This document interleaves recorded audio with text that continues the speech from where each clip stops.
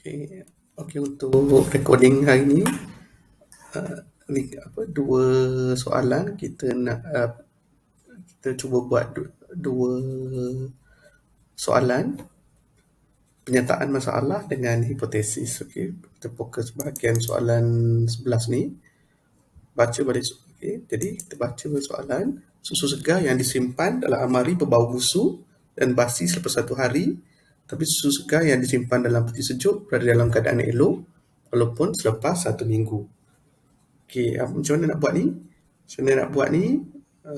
Okey, yang mula-mula, okey, kita tentukan apa-apa pun, mula-mula kita tentukan pemboleh ubah, manipulasi, pemboleh ubah, bergerak balas. Okey, soalan ni memang paling penting nak tentukan dua ni. Okey, jadi ni kita eksperimen soalan ni tentang susu yang disimpan satu dekat suhu bilik ataupun dalam almari, satu lagi atas suhu bilik, satu lagi dalam peti sejuk. Okay, jadi obviously yang disimpan dalam peti sejuk tahan lebih lama lah berbanding yang disimpan pada suhu bilik. Okay, jadi yang dimanipulasikan apa? Okay, yang kita ubah-ubahkan obviously ialah suhu, yang bergerak balas ialah keadaan susu. Okay, keadaan susu tu baik atau tidak. Okay, keadaan susu.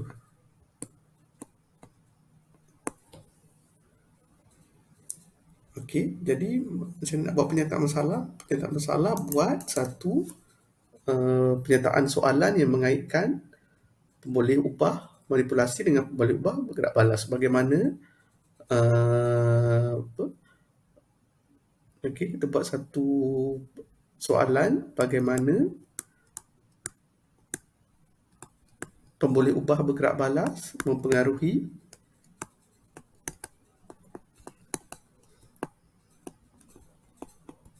pemboleh ubah manipulasi mempengaruhi pemboleh ubah bergerak balas. Okey, jadi satu soalan.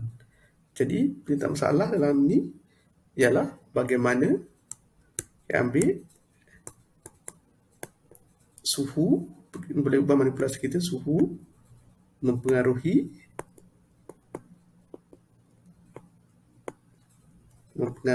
boleh ubah bergerak balas ialah keadaan susu, baik ke tak. Okay, keadaan susu.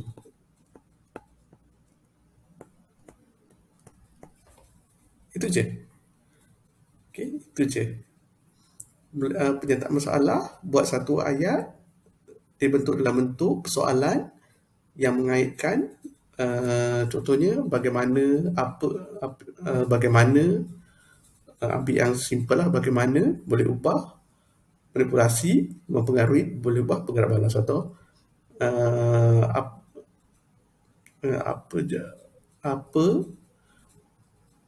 adakah pun boleh. Okay, adakah suhu, okay, selain daripada bagaimana, kamu nak guna adakah pun boleh. Okay, adakah suhu mempengaruhi keadaan susu, boleh. Okay, bagaimana pun boleh, adakah pun boleh. Adakah simple sikit kot. Okay, bagaimana pun boleh juga.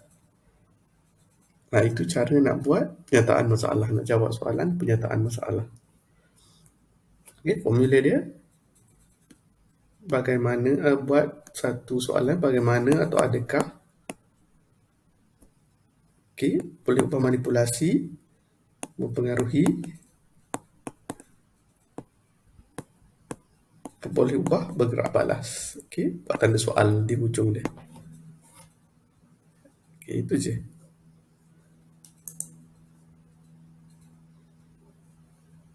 Okay, itu je untuk penyataan masalah. Senang je. Kaitkan, buat satu soalan mengaitkan boleh ubah manipulasi dengan boleh ubah bergerak balas. Okay, bagaimana atau adakah suhu mempengaruhi keadaan susu? Bagaimana suhu mempengaruhi keadaan susu? Okay, dua-dua boleh diterima.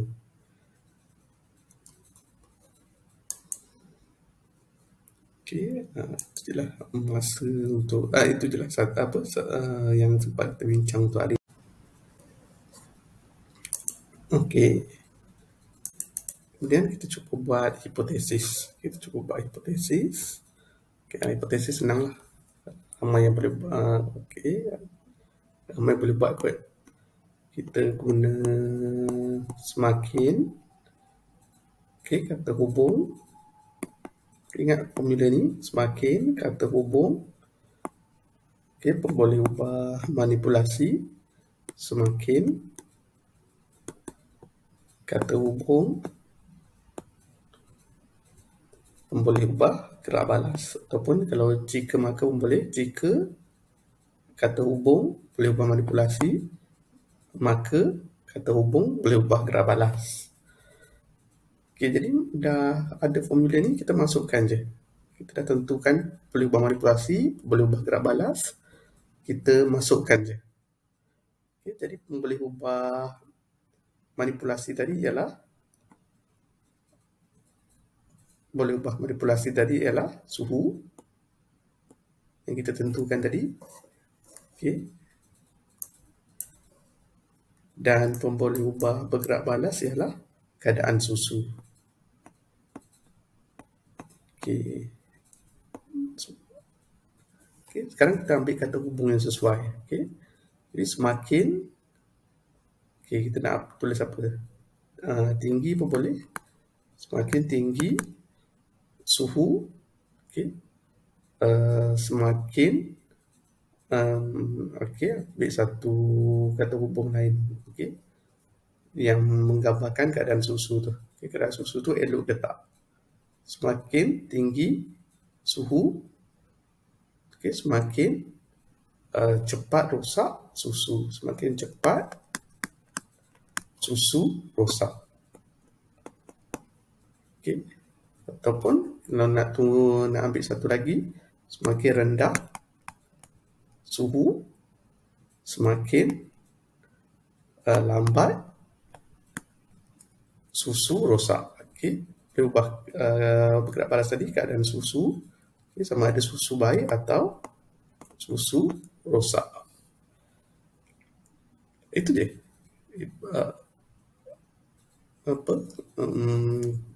Hipotesis. Kena guna jika maka. Jika tinggi suhu, maka okey, kata hubung tu cepat, okey, maka makin cepat susu rosak. Okey, ataupun semakin rendah suhu, semakin lambat susu rosak.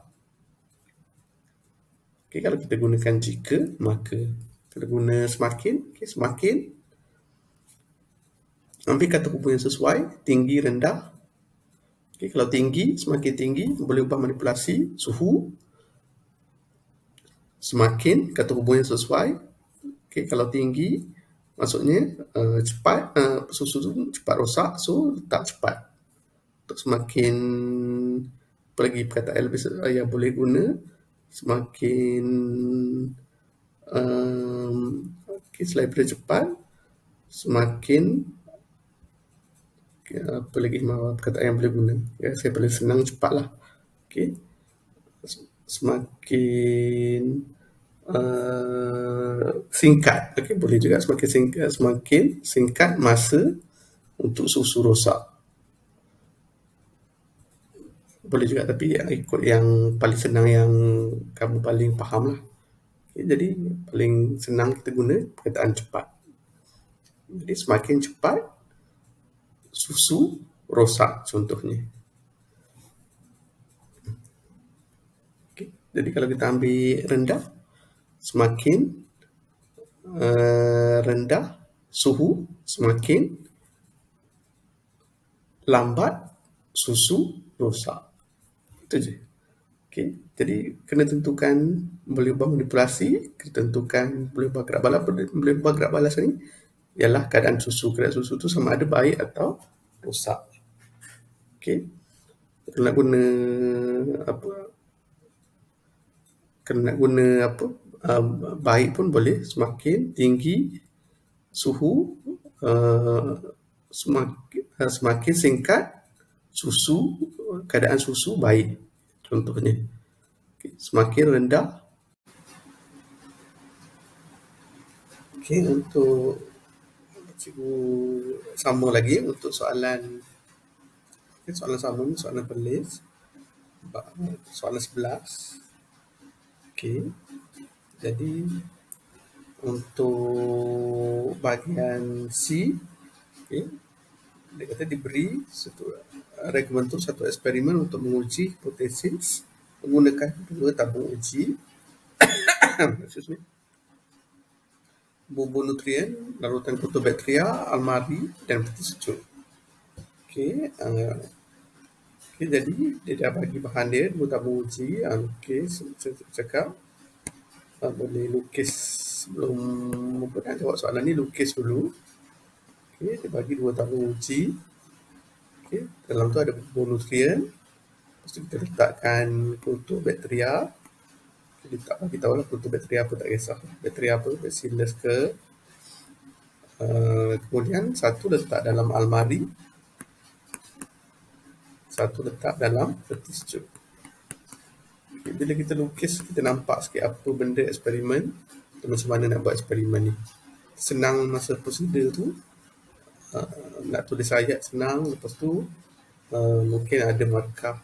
Nanti lukis balik cantik dalam masa dekat prosedur tu, ada markah untuk gambar rajah. Okey, tujuan eksperimen, macam mana jawab tujuan eksperimen? Okey, tulis. Okey, sekarang tujuan eksperimen kita untuk kaji apa? Kita nak kaji kesan. Kita nak kaji, okey, tadi kita dah awal-awal tu kita dah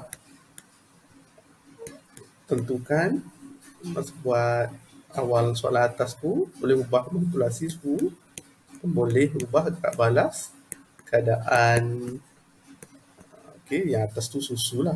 Okay, keadaan susu baik atau tidak kan. Okay, jadi untuk tujuan eksperimen, untuk tujuan eksperimen, keyword dia tulis contohnya mengkaji, okay, mengkaji kesan apa, okay, kesan boleh ubah manipulasi, okay, boleh ubah manipulasi suhu, kesan suhu ke atas apa, okay, ke atas boleh ubah bergerak balas. Okay, boleh ubah bergerak balas, tapi yang ni kita tengok apa, kita guna nutrien, apa, bubur nutrien. Okay. Jadi yang bergerak balas dia ialah keadaan bubur nutrien dalam eksperimen yang kedua ni.